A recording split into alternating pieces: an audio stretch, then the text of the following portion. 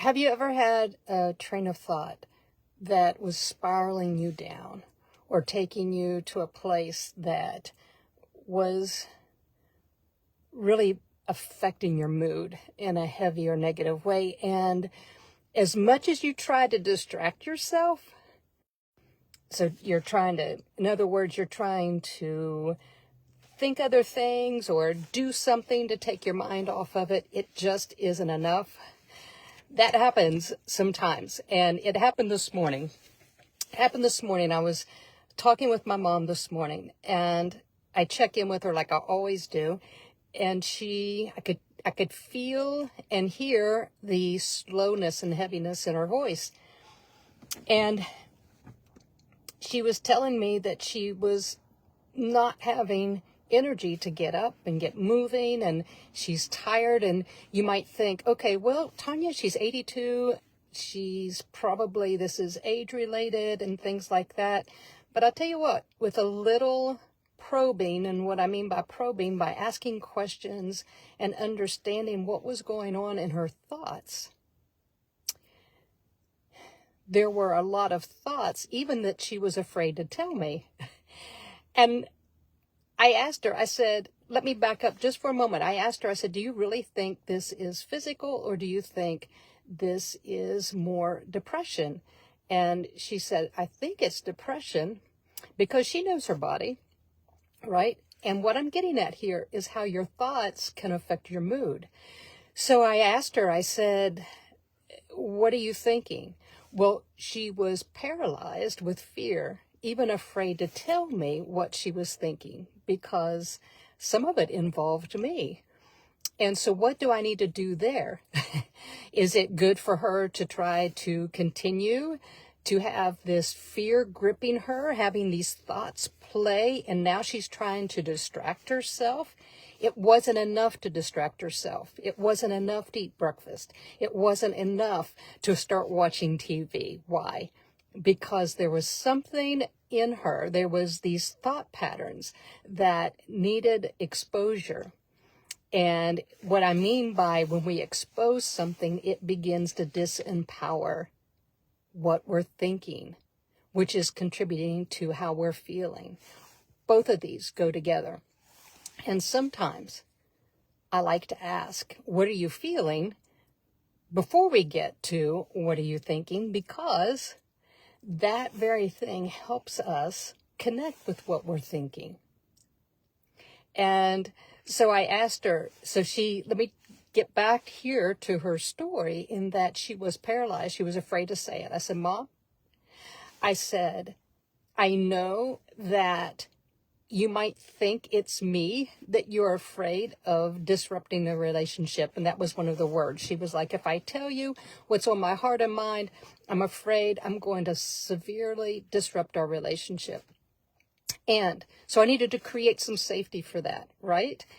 And even though, and this is something that we all can apply, even though she thought she was fearing that it would disrupt our relationship, guys, it's a deep universal fear of hers, as well as many people, that they are going to be abandoned.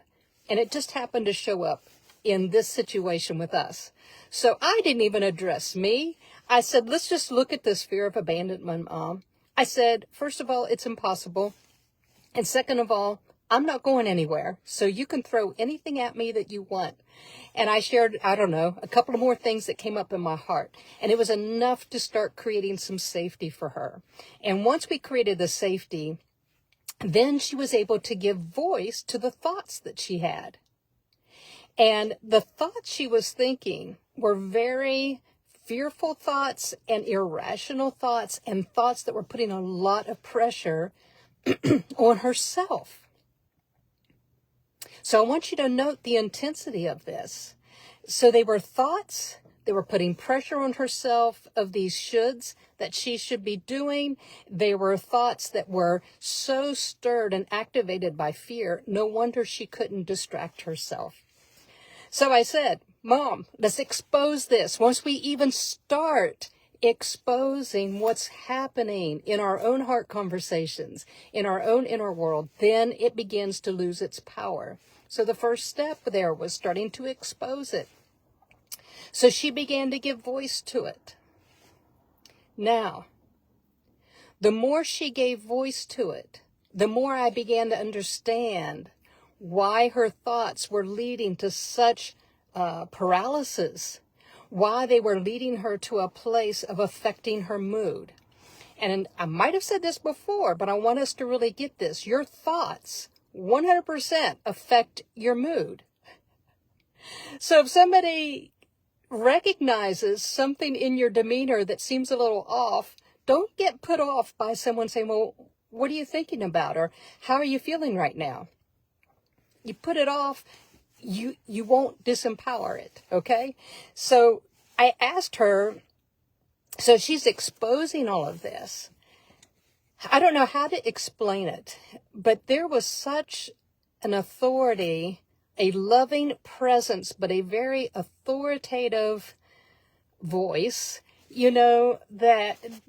that I am able to say to my mom because we have such a trusting relationship.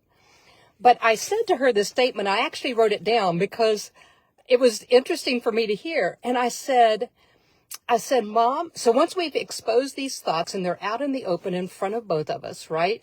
I said, quit exposing thoughts that take you to a hell that you don't want to live in. Now I'm going to say that again. I said, Mom, you are not the thought. This is what I said before this. You are not the thought. I said, you're having these thoughts, but you are not the thought. And I want you to see this so that you're not a victim to them. And I said, quit thinking thoughts that take you to a hell that you don't want to live in. Guys, her thoughts were taking her down and she was spiraling down. So much so that it was bringing her into a depressive state.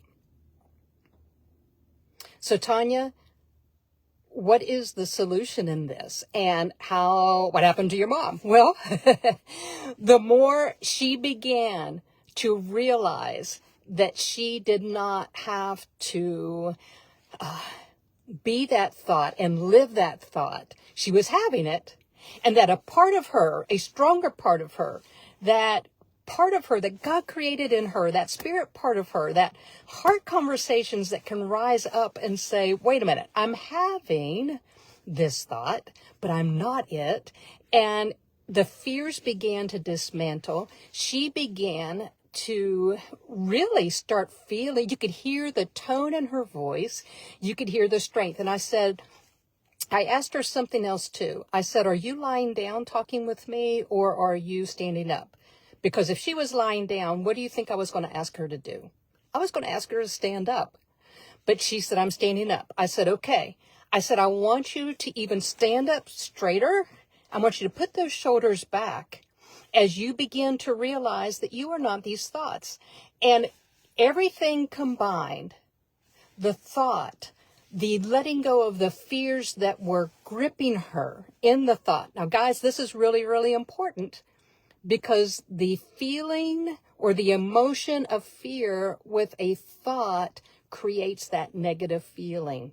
And it was just taking her down and taking her down. I helped create a place of love and trust. I helped remind her that she can create that within herself. And with that, it began to loosen the grip of her being able to even entertain a higher thought, a better thought. And in that, she became really free in our conversation. I just came back from seeing her, dropped off her laundry, and she had a smile on her face. She's doing good. And I said, Mom, can you see how your thoughts create your mood? You thought you were going to have to be in bed all day, but you were able to let go. You were able, now it did require some help. And this is something that I love helping people through and guiding people through. So it does, if you're not used to doing this in your own with your own self. It takes a little practice of getting used to knowing how to do it. But once you do, you can do it yourself, you know, and you can take these unwanted emotions and feelings and thoughts that keep you spiraling down. And instead of distracting, you can disarm them and disempower them. And so creating safety is one of the first ways we do this. And then becoming that observer of it. Let's get it out in the open. Let's expose it. Because if it's pulling you down into a hell that you don't want to live in, it's fear-based. And it's really based upon a lie. So let's expose it. Let's create some safety, and let's begin to disempower it so that you really learn how to rise above, and you really learn how to live a higher way in that, and it loses its power. And when your thoughts change in a truth and loving and trusting environment, then your feelings have to change, because now we've combined a thought with a love and trust emotion. And guys, it cannot help but transform your life in that moment. So it doesn't have to take years. It just takes a willingness to let love and trust expose what might be pulling you down and allowing the process of transformation to take place. So I appreciate those that watched or listened, and I just thank you. Thank you, thank you, thank you. Have a beautiful day, and it is Valentine's Day, the day of love. So I love you, and thank you for watching.